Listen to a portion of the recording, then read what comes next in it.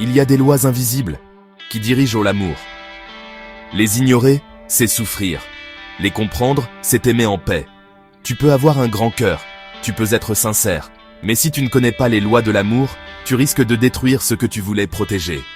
Aujourd'hui, on va te révéler 7 lois universelles qui régissent l'amour. Des lois psychologiques, spirituelles, humaines. Et quand tu les appliques, ton couple change, ta vision s'élève, ton cœur guérit. Bienvenue sur Amour et Réussite. Prépare-toi, car ce que tu vas entendre peut sauver ton histoire d'amour. Première loi, la loi de l'identité. Tu ne peux pas aimer pleinement si tu ne sais pas qui tu es. Trop de gens entrent en couple pour fuir leur vide intérieur. Mais l'amour ne guérit pas un manque d'identité, il l'expose. Apprends à t'aimer, apprends à te connaître. Sois bien avec toi-même avant de demander à quelqu'un de combler ce vide. La Bible dit « Tu aimeras ton prochain comme toi-même ».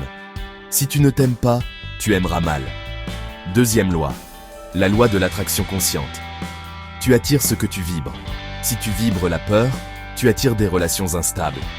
Si tu vibres le besoin, tu attires des dépendances. Si tu vibres l'amour propre, tu attires un amour sain. Pose-toi cette question. Est-ce que j'ai choisi cette personne par amour ou par peur d'être seul? Ce n'est pas le hasard qui t'a conduit là, c'est ton état intérieur. Troisième loi, la loi de la réciprocité. Aimer, ce n'est pas tout donner, sans jamais recevoir. Ce n'est pas s'oublier pour exister à travers l'autre. L'amour équilibré est un amour réciproque. Je donne, tu donnes. Je me sacrifie parfois, tu le fais aussi. Je te respecte, tu me respectes. Quand une relation devient unilatérale, elle finit par briser celui qui donne trop. L'amour vrai ne te vide pas, il te remplit. Quatrième loi, la loi de la vulnérabilité. L'amour ne grandit pas dans le contrôle, il pousse dans la vulnérabilité. Beaucoup ont peur de se montrer tels qu'ils sont, peur d'être rejetés, peur d'être jugés, peur d'être blessés encore. Mais une relation authentique commence quand 2 personnes osent tomber le masque. Montre ta vérité, ose dire « J'ai mal, j'ai peur, j'ai besoin de toi ». Crée un espace où l'autre aussi peut être nu, sans honte. Cinquième loi, la loi de la communication consciente. Aimer, ce n'est pas deviner, ce n'est pas crier, ce n'est pas fuir, c'est parler, écouter, clarifier. Tu ne peux pas construire un amour solide avec une mauvaise communication. Les non-dits créent des murs, les suppositions détruisent la confiance. Les paroles blessantes laissent des cicatrices invisibles. Choisis des mots qui guérissent. Parle avec vérité, mais aussi avec amour. Sixième loi, la loi de l'évolution. L'amour ne reste pas figé. Un couple qui n'évolue pas meurt lentement. Chaque saison de la vie demande un nouveau langage d'amour.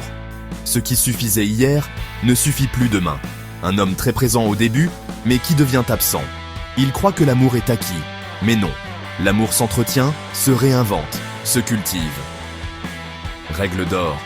On n'aime pas une personne comme on l'a aimée hier. On apprend à l'aimer chaque jour. Différemment. Septième loi. La loi du temps et de la patience. Aimer, c'est prendre le temps.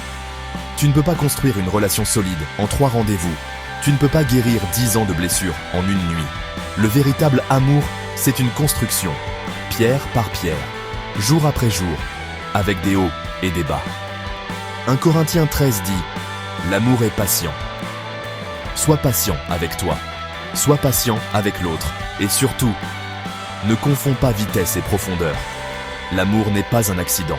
C'est une discipline, un choix conscient, un acte spirituel. Respecte ces lois et tu verras ton amour s'épanouir. Ignore-les.